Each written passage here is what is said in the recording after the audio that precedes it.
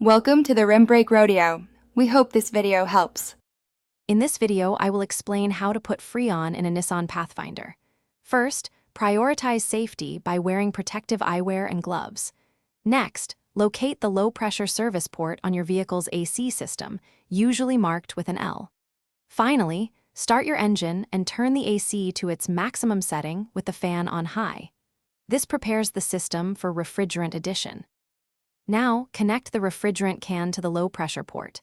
Firmly attach the quick connect fitting from your refrigerant hose to the port. Before adding, shake the refrigerant can thoroughly and hold it upright. Keep a close eye on the pressure gauge attached to the hose. This gauge helps you monitor the system's pressure and avoid adding too much refrigerant, which can damage your AC. When adding refrigerant, do so in short, controlled bursts, typically 5 to 10 seconds each. Between bursts, check the pressure gauge to see the current level. Continue this process until the gauge reads within the recommended pressure range for your Nissan Pathfinder's AC system.